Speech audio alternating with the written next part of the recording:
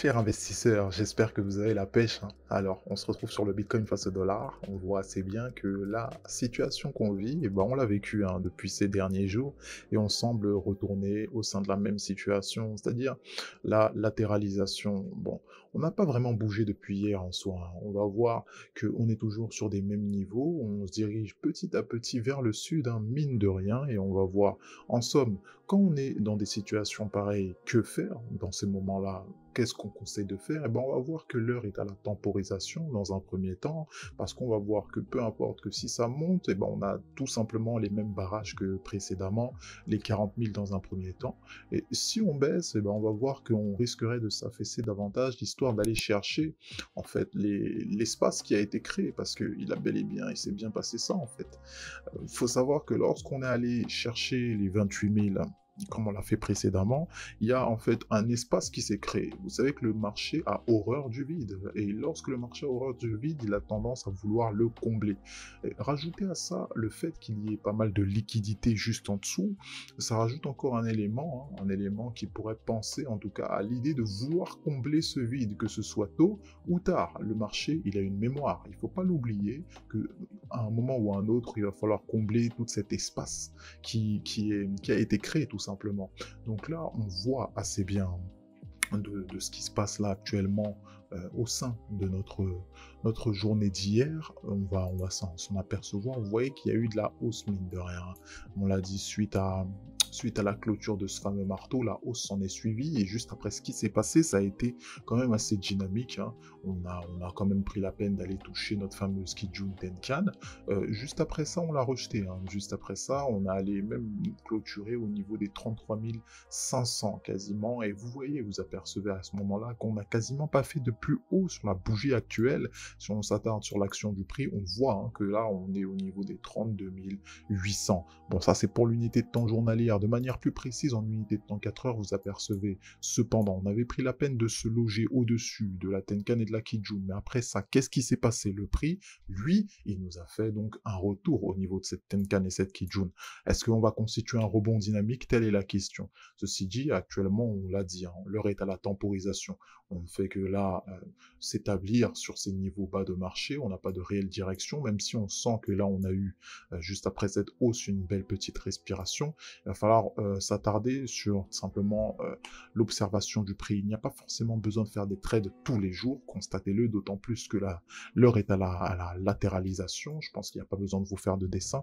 En unité de temps 1 heure, c'est également bien présent. Vous apercevez hein, que tout ce qu'on a dit depuis, malgré le fait qu'on soit toujours au-dessus du nuage, il est probable qu'on fasse un rebond dynamique, mais encore une fois, ce n'est pas acté.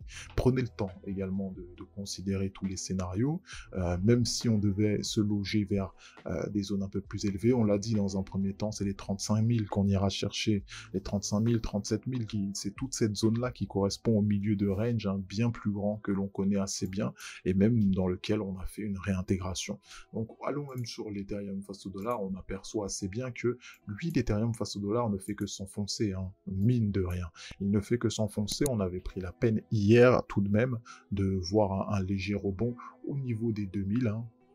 On est même allé au niveau des 2040, ça correspondait en fait à cette zone-là. Vous voyez ce dernier creux en fait qui a été établi, qui nous a constitué donc une zone de résistance assez claire et on est allé la chercher, donc on parle des 2040, juste après ça, ça correspondait en fait à l'intégration du nuage, on n'a pas pris la peine de le casser et c'est là où Ishimoku intervient avec une très grande précision. Donc vous voyez, en somme, on n'a pas réellement cassé le nuage, on a tout simplement pris la peine de l'intégrer sans vraiment le casser, on est toujours au sein de celui-ci, ce qui témoigne encore d'une dynamique baissière, effectivement, qui est toujours présente.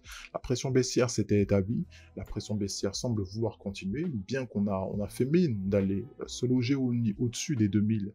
Et ben là, on a vu hein, que la tendance baissière a voulu reprendre du terrain.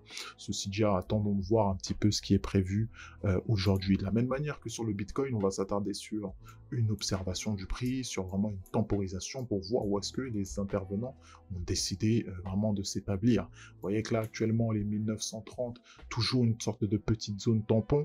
On va voir que lorsque le prix semble vouloir décaler, très souvent, on assiste à un décalage de prix vers le sud. Vous voyez que là, actuellement, ce qu'on constitue, c'est une sorte de top. Là, actuellement, peut-être on irait casser casser ce top là. Dans bientôt, ça correspond à la zone des 1900. Hein. 1900, s'il est 1900 casse, il est probable que le prix aille aller chercher des liquidités. Voilà, il est allé chercher, voilà, vous voyez très bien ce creux là qui a été établi au niveau de 1850. On va tabler sur ça pour des targets baissières. Donc actuellement, si on devait chercher des targets haussières, ça paraît assez évident hein, que les 2000, effectivement, ce niveau psychologique des 2000 semblerait être à notre portée.